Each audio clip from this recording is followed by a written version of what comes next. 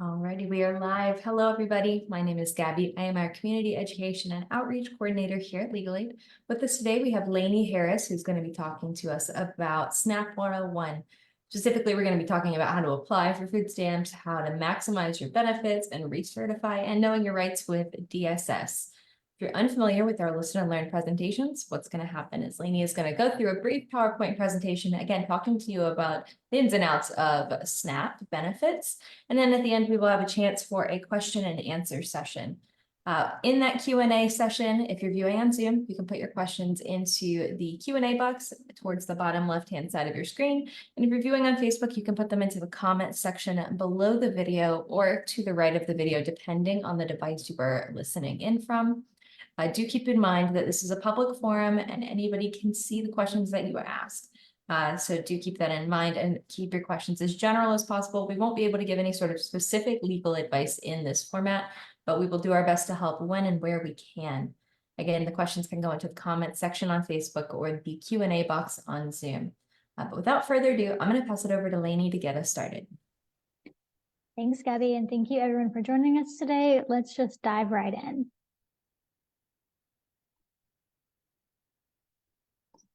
So first, what even is SNAP?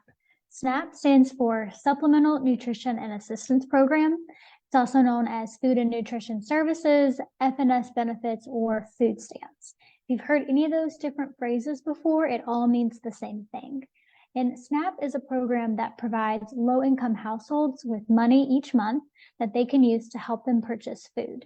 This money is put on a reusable EBT card, and it can only be used to purchase eligible food items. So how do you apply for SNAP? There are several different ways that you can choose to apply depending on which one you prefer. The first is that you can apply in person at your local county Department of Social Services or DSS office. You also can apply by fax or mail. You can complete a paper application and then send it to DSS by fax or mail. And you also can use the online ePass website to apply for SNAP benefits as well as Medicaid. If you choose to apply in person, you do have the right to file an application on the same day that you visit DSS during office hours. When you submit an application, it is not an automatic process. You will still need to be interviewed by a caseworker, usually by a telephone interview. And if you would like more information on how to apply, this website here from the North Carolina Department of Health and Human Services gives really great information on the different ways that you can apply. It also has copies of the applications in English as well as Spanish. There are some basic eligibility rules for SNAP benefits. Generally, to be eligible, you need to have an eligible immigration status, be a North Carolina resident, and meet certain income rules. I will just say as well, there are also work requirements for some people. These work requirements were waived during the public health emergency, but they have now started again. And we'll talk more about the work requirements a little bit later in the presentation. First, we're going to talk about immigrant eligibility for SNAP benefits. There are several different immigration statuses that can qualify you for SNAP benefits. The first are people who are U.S. citizens. Lawful permanent residents or green card holders are also eligible for SNAP benefits. However, they generally cannot receive SNAP until they have been in the U.S. lawfully for at least 5 years. Refugees and asylees are also eligible for SNAP benefits. However, though, these are people who have been granted asylee status, not necessarily people who are still in the process of seeking asylum. Afghan special immigrants and parolees are also eligible for SNAP benefits. Refugees, asylees, and special immigrants are not subject to that 5-year limit like lawful permanent residents. Not everyone in the household has to have an eligible immigration status in order to apply for SNAP. You can apply just for members of the household who have an eligible immigration status. And DSS cannot require you to provide a social security number for household members who are not applying. So for example, if there is a mixed status family where maybe the parents are undocumented, but the child is a citizen, the parents can apply for SNAP benefits on behalf of the child, and the child can receive SNAP benefits even though the parents are ineligible. So this chart gives the maximum gross income limit by household size for SNAP benefits. So this is the most that your household can have in income and still receive SNAP benefits. Many households are what's called categorically eligible. This means that they have income below 200% of the federal poverty level, and none of the household members have been disqualified. Disqualification could occur due to prior failure to comply with SNAP work requirements or fraud allegations. If you are a categorically eligible household, there is no asset limit. So it only matters what your monthly income is. It does not matter how much money you have in a bank account or how many cars are in your name or anything like that. DSS is only going to want information about your monthly income. So here are the work requirements that I mentioned just briefly earlier. To continue receiving SNAP, people who are considered able-bodied adults without dependents or ABODs, they must work 80 hours a month with an average of about 20 hours a week, or be participating in a work program for 80 hours a month with an average of 20 hours a week to continue receiving SNAP benefits. Now, when it says work, that is a very broad category. That can be employment, self-employment, volunteer work, work in exchange for goods or services, or any combination of those. There is also a good cause exception, so that if you would have worked 80 hours a month and you normally work 80 hours a month, but you missed some work that month for a good cause, DSS can still consider you to have met the work requirements if your absence from work was just temporary and you kept your job. So for example, if you were really sick, if you had a household emergency, or if transportation was temporarily unavailable because maybe your car broke down and it took you a little while to get it fixed, those are things that are going to be good cause reasons for you to have missed work for that month. However, though, if you are subject to these work requirement rules and you don't meet them, you can only receive SNAP benefits for any 3 months in a 36-month period. There are many exceptions, though, to the work requirement. So a lot of people are not subject to the work requirements. The largest exemptions are for people who are under 18 years old or at least 53 years old. People who are under 18 or at least 53 do not have to meet the work requirements. That 53 has changed. It's a new rule that started in October 1st. Previously, you only had to be 50 to be exempt from work requirements. However, that has now changed to 53. If you are within a SNAP household that contains a member under age 18, you are also not subject to the work requirement.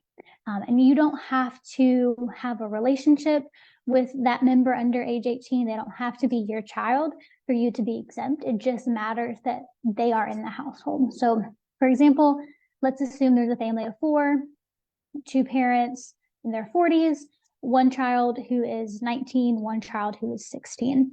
Because there is a child who is 16 in that household, everyone in the household is going to be exempt from work requirements. Even the 19-year-old sibling, they are still going to be exempt because there is someone in that household who is under age 18. You are also exempt if you are pregnant, if you are homeless, or if you are a veteran. For veterans, it does not matter the conditions or the level of your discharge, you are still exempt from the work requirements. If you are between the ages of 18 and 24, and you were in foster care when you turned 18, you are also exempt from the work requirements. And then the last exemption category is for people who are considered unfit for employment. So this could include people who are receiving workers' compensation, disability benefits, or Medicaid based on disability.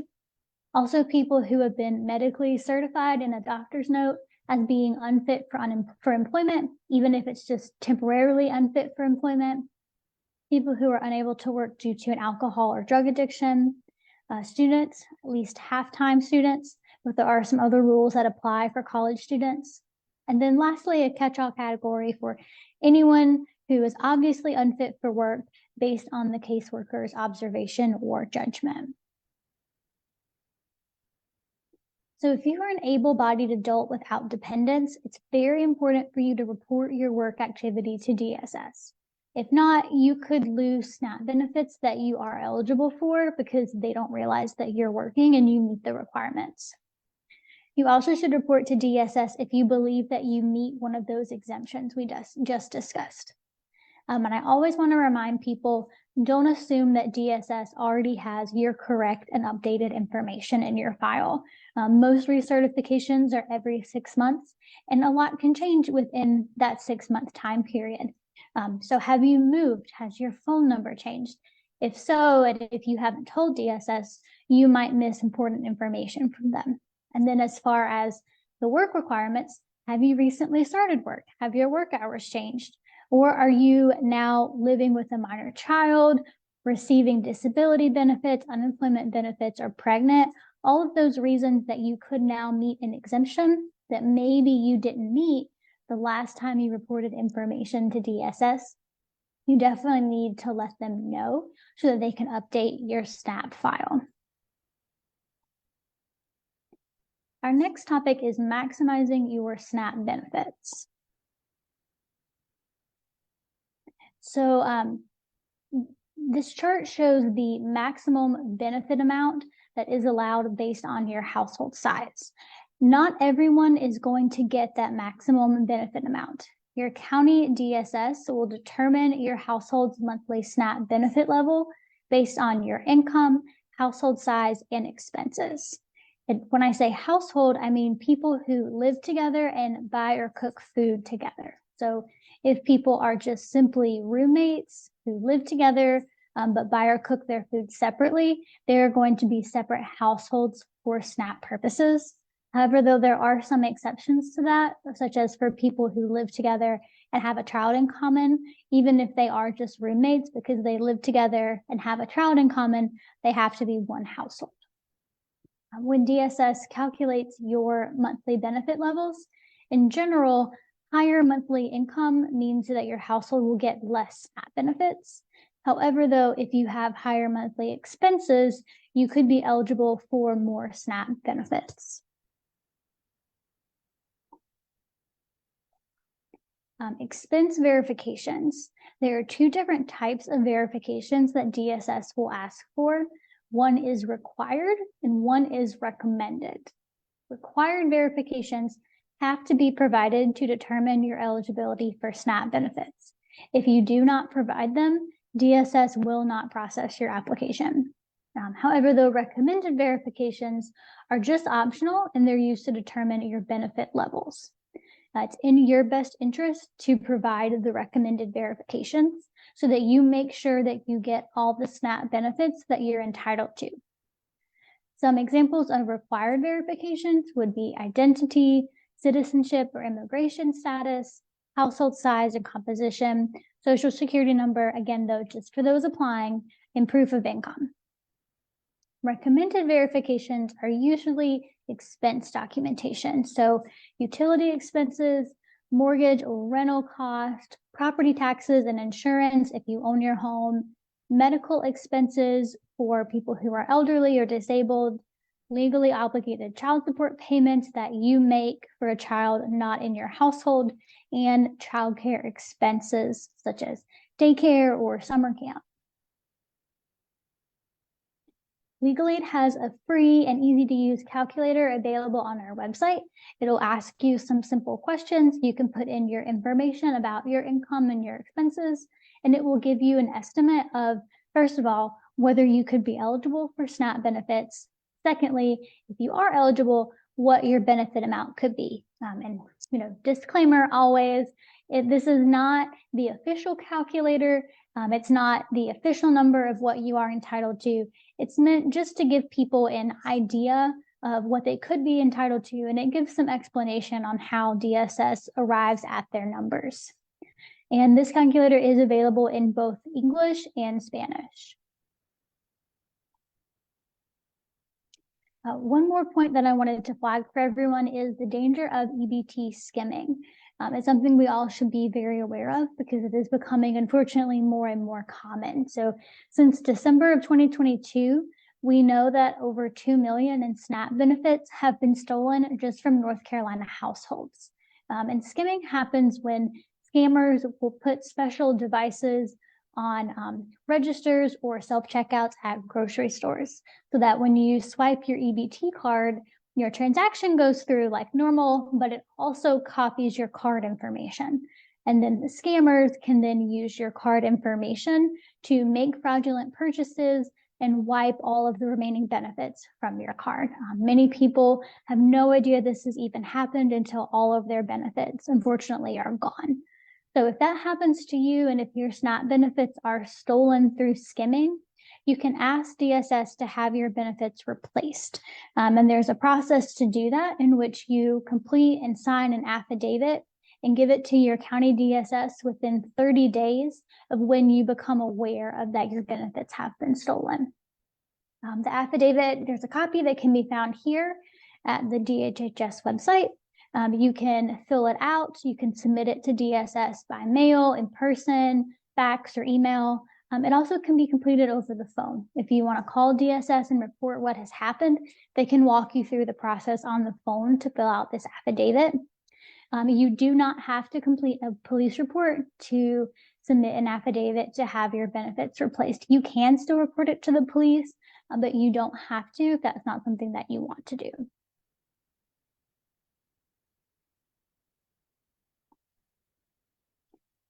We're now going to talk about recertifying for SNAP benefits.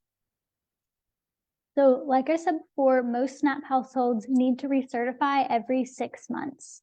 And to do that, DSS starts the process by mailing the household a form that needs to be returned to DSS by the 15th day of the last month of the certification period. So we're going to go through this example because I think it clarifies the dates a little bit. So let's say that someone's household is certified for SNAP benefits from January 1st to June 30th. So that's 6 months. In late May or early June, the household should receive the recertification form from DSS that needs to be completed. You can't currently complete it online through ePass. You have to fill out the paper form. To be timely, DSS needs to receive that completed form by June 15th. So remember, if benefits end June 30th, the recertification is due June 15th. And that's because DSS needs time to process your recertification before your benefits end to make sure that you keep receiving for the next month. If you don't meet that deadline of the 15th, you can and you should still submit your recertification up to the end of the month after the month that your certification period ended. So in our example, the certification would be untimely if it was received between June 16th and June 30th. It would be late if it was received anytime in July. But DSS can still process it even if it's untimely or late. You are not guaranteed, though, to get your benefits immediately. There may still be a lapse in when you receive your benefits. If you don't make the deadline for it to be late, if you turn it in after that, it's going to be too late for DSS to process it as a recertification, and you will have to reapply for benefits. I usually recommend that people try to get these recertifications in as soon as possible to avoid any issues. It does need to be received by DSS on the 15th and by the 15th in order to be timely. So if you put it in the mail on the 15th, that's not going to be enough. It needs to be actually at DSS by the 15th. It's also a good idea to submit all of your verifications like pay stubs, proof of rent, proof of childcare expenses, all of that, turn it in with your recertification form so that DSS doesn't have to try to get that from you later because they won't be able to finish processing it until they have all of those verifications. So there are just a couple changes that you need to report during the certification period. Everything else you can choose to wait until you recertify. But these 3 things you need to report during the certification period. And that is someone who is an able-bodied adult without dependents if they stop working the average of 80 hours a month. If anyone in the SNAP household receives lottery or gambling winnings of $4,250 or more, or if the household's income goes above 130% of the federal poverty level. And when you apply or recertify, after that process, you receive a letter from DSS that tells you that number, that 130% number for your household, and tells you what you need to report. You don't have to report an increase in your expenses or a decrease in income, but reporting these changes is likely to increase your SNAP benefits because remember, more expenses or less income usually equals more SNAP benefits. So you can choose to report these things during your certification period and your benefits will probably go up. And then our last topic for today are SNAP appeals and knowing your rights with DSS. So most importantly, you have appeal rights. If you disagree with an action that DSS takes that impacts your SNAP benefits, you probably have appeal rights. And usually it's on the bottom or the back of the letter that you will receive that tells you the DSS decision. Usually it tells you you have appeal rights and it will tell you the deadline to appeal. And when I say appeal, I really just mean request a hearing. Those are the same thing. What you should do is definitely read the notice from DSS very, very carefully to make sure that you understand your appeal rights and when your deadline to appeal is. There are two main types of SNAP hearings. The first are state fair hearings, and these are used for disputes regarding someone's eligibility for SNAP benefits, the amount of their monthly SNAP benefits, or if they are disputing an overpayment. The second type of hearings are administrative disqualification hearings, and these are only used for cases of intentional program violation where DSS thinks that someone in the household has acted fraudulently with their SNAP benefits. State fair hearings, you have an opportunity for a fair hearing. It has to be provided to you if you are negatively impacted by a DSS action. If you want to appeal, you need to make a clear statement to DSS. That can be an oral statement or a written statement saying that you want to present your case to a higher authority. I generally recommend that people make a written statement so that it's clearly documented. However, you can make oral as well, either if you are in DSS or over the phone. Generally, a request for a fair hearing needs to be made within 90 calendar days of the note on the DSS action. Notice that that is calendar days, not business days. In many cases, DSS must continue your SNAP benefits at the prior level if your hearing request is made within 10 days of the date on the notice. And these hearings are conducted by state hearing officers who work for the North Carolina Department of Health and Human Services. So it is not someone else at your local DSS. It is an entirely different organization that will make the decision and be essentially the judge for your hearing. Again, these administrative disqualification hearings are only used for intentional program violations, which is when DSS believes that it has clear and convincing evidence that someone has acted fraudulently. This occurs when a household member knowingly, willfully, and with deceitful intent commits some sort of fraudulent act. So it's not used for mistakes or DSS errors. It is only used for these intentional fraudulent acts. And that fraud can include things like making false statements on a recertification or an application, or hiding information to get SNAP benefits that you're not eligible for, misusing your EBT card, like by selling or trading SNAP benefits, or using SNAP benefits to buy food for or share food with someone who is not in your SNAP household. The household will receive written notice from DSS if they are being accused of an intentional program violation, and the notice will include a date for a local disqualification hearing. DSS usually includes a waiver form with this notice that says you can choose to just waive the hearing and accept the consequences. You have the option to sign this waiver, but you do not have to sign this waiver. Make sure that you fully understand it before you sign it if that's something that you want to do.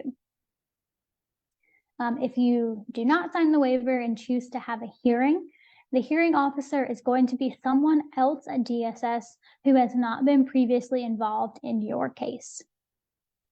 After the hearing officer must provide the household with a copy of the decision, and it often comes by certified mail that has to be signed for. If the household disagrees with the hearing officer's decision and wants to appeal, they have 15 calendar days from the date on the decision to do that. And if they appeal, the household will then have another disqualification hearing, but this one is at the state level. And the hearing officer for this hearing is someone who works for the North Carolina Department of Health and Human Services. So it escalates at that point beyond DSS, and you have another hearing with someone who works for the state. There are some pretty serious consequences for intentional program violations. If it is the person's first intentional program violation, they will be disqualified from SNAP benefits for 12 months. They'll be disqualified for 24 months for their second program violation, and then they're disqualified permanently after their third program violation. Also, though, if your fraud involves misrepresenting your residence and/or your identity to receive multiple benefits, usually across multiple states, you can be disqualified for SNAP for 10 years.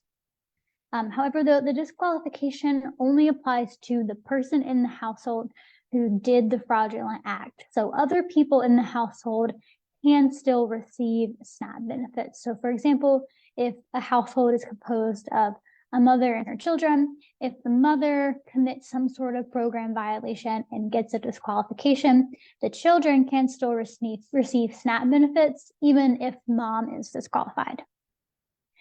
One additional consequence of a program violation is that all adult members of the SNAP household may be jointly responsible for paying back the SNAP benefits that the household should not have received. So a SNAP household has some pretty significant rights during the hearing process that have to be followed. So first, the household or its representative have a right to review the case file and records that DSS plans to use at the hearing so that they can know what evidence DSS believes they have against the household. The household has a right to represent themselves, get legal counsel, or have another person represent them at the hearing. The household can bring their own witnesses and submit any evidence, such as records, receipts, or other statements, any evidence that they believe will help explain their case. The household can question or challenge any testimony or evidence presented by DSS. And the household can also request a postponement of up to 30 days if they need more time to prepare or to try to get legal counsel. So now I'm happy to take questions. If you believe that you need legal representation for a SNAP issue, you can contact our helpline, which is here on the screen. If you are 60 and older, you also have the option of calling our senior helpline. But at this time, I'm happy to take any questions that you may have. Please remember, though, that this is a public forum, and so everyone can see what you post in your question, and please keep it general because I don't represent you and I can't give you specific legal advice. I can just give clarification on the topics we covered today and general information. I'm not seeing any questions just yet. I'll wait and see if any trickle in, and while we wrap up, we'll do that waiting. But I did want to just review one last thing with everybody. We do offer other listen and learn topics. I know that we've talked about this already, but just a reminder, we do offer other topics such as wills and powers of attorney. If that sounds like something you might need, we're having a session on Tuesday of next week at 2:30. We also do presentations on Medicaid rights and eligibility, Social Security disability, criminal record expunction, handful of topics. So you can register for those topics if they sound good to you by going to our website at legalaidnc.org/clinics. Again, that's legalaidnc.org/clinics. I'm not seeing any questions today, Lainey. Is there anything else you want to say before we wrap up? I think that's it. I hope to see everyone at other Listen and Learns or at our next Listen and Learn. If you have any questions, I do these every month. So thank you again for being here with us today. All right. Thank you, Lainey, for presenting, and thank you all for joining us today, and we will catch you all in the next one. Have a good day, everybody.